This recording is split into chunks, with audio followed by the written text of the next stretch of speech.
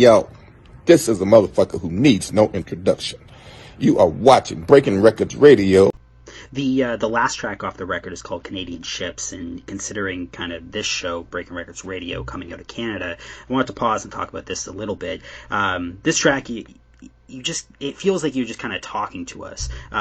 Really poetic, and though there's a beat, it feels very personal and almost a cappella or spoken word-esque. Produced, of course, by Mitch Arizona. I think the track's fantastic, and it's a really nice kind of closing track to the album. What's the meaning of this song? And considering the term Canadian Ships isn't exactly mentioned, except for kind of a namesake near the end, why the title?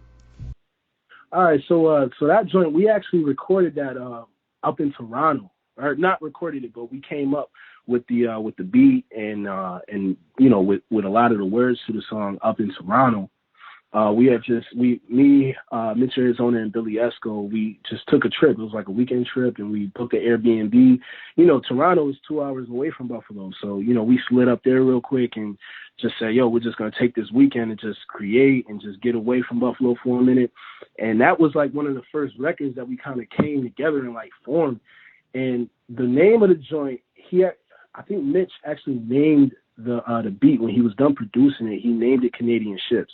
And sometimes with some of the tracks that I make, he'll send me the instrumental or whatever he produces, and I'll just take whatever name that he has there. He might name it, I don't know, he might name it whatever he comes up with, and I'll just keep that same name, and I'll just let the lyrics speak for itself. You know what I mean? Yeah, fair enough. Have you done many shows up in Toronto? I've done, I think, 2 shows up in Toronto. There was one that I did, I think it was 2012, and there was another one that I was actually scheduled to do, and this was 2019, I believe. It was me, Mitch Arizona, Camouflage Monk. We came up for that, but that ended up ending early. I forget what street it was on, but someone ended up trying to come in and let off a shot, after they got in. Yeah, it was like a little tussle and somebody let off a shot. So the show ended up ending early. Was that at the Opera House by any chance in Toronto? I can't remember. I'm not sure exactly what the name of the venue was. But there was some prominent like acts there though. The one guy from Falcon Crest, I forget what the homie's name is, with the dreads. Forget what his name is, but he was there, and that was when the shot was let off. So, fair enough. I'm curious to see what the reception's like going forward over the next couple of years of your own career. Of course, the signing with Conway and the appearance on the Conway record, as well as just putting out consistent material over time. I see a lot of the merchandise on the Bandcamp at the very least is selling out, which is a great sign. It means people are actually tuning in, which is great. What's kind of next in your kind of periphery in terms of your career? What do you plan on doing at least for 2021? So this year I'm definitely focused on just putting out the best music that I can put out. Period. I know right now we're kind of working on some things pertaining to like drum work as a label. You know what I mean? Putting out like a group project. I have another solo project that I'm working on. Again, it's going to be my drum work debut. I also have a wearable art brand. It's called Brown Out Black Live Your Creed. The acronym is BNBLYC. You can actually check it out. The Instagram is at BNBLYC. So I'm definitely focused on that as well. So I create one-of-one hand-painted denim jackets and hoodies, and then I have some different T-shirts and hats and things like that. So I'm definitely focused on that. And then aside from that, I'm also an artist. Like I create different paintings on canvases. I also draw. So like those are some of the things that I'm just trying to stay connected to as I grow as an artist, in terms of music. But, I always want to make sure that I incorporate those different things, that I do as well, so that, people can understand like the full spectrum of everything that I do. Album artwork. Are you designing the album artwork then for a lot of your releases?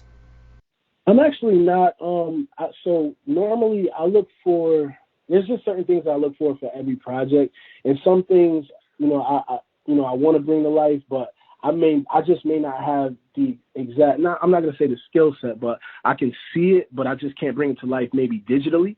So, and some things I just want to look a certain way. So I have done a few different things in the past, but, I always like to collaborate with other artists, for those different things. Yeah, fair enough. Like I said, I'm super excited to see what you come up with over the next few years. I'm definitely a fan as of now, and I'm going to be tuning in. Again, for those listening at home, Asphalt Calligraphy, it's on Bandcamp, it's on streaming services. Definitely go check it out. There's still a couple physical copies, I believe. I think the CD is as of now sold out, but there are physicals available on Bandcamp, so definitely go and check out the project. It's super, super dope. And again, I can't thank you enough for taking the time out to speak to me here today and for coming on the show. For sure, man. It was great to be on here, man. I'm glad you hit me up. Yeah, 100%. Definitely stay in touch. Whenever you end up having new projects coming out, I would love to be able to give them a listen and give any sort of publicity that I possibly can. Currently, right now, I'm working with Breaking Records Radio, but I work for a couple other publications as well. And I'd love to be able to help you out in any kind of way. Like I said, I'm a fan as of now, and this is the type of music, this is the type of shit that I really fuck with. So I know a lot of times you kind of get dumped in an interview that you're kind of hit or miss about the actual material that's being promoted, but in this case, this is the type of shit that I listen to, from Flea Lord to Falcon Crest, all the names that you ended up mentioning, Camouflage Monk. These are the people that I fuck with, so I'm 100% a fan. I'd love to kind of be a part of this. Got you, bro. I appreciate that, man. Sounds good. And in terms of art as well, if I don't know if you have a website or anything set up for some of the prints or even like original art, I'd love to be able to get a link or some place in order to buy something anyway. I collect a lot of art myself, and I've kind of made it a point to buy more hip hop kind of themed art, even if it's not like hip hop themed art, but just art from different hip hop artists. Over the last few years, that's kind of been my trajectory. So I'd love to be able to support in that way as well. Word, I got you. I got your phone number, so I'll text you over something.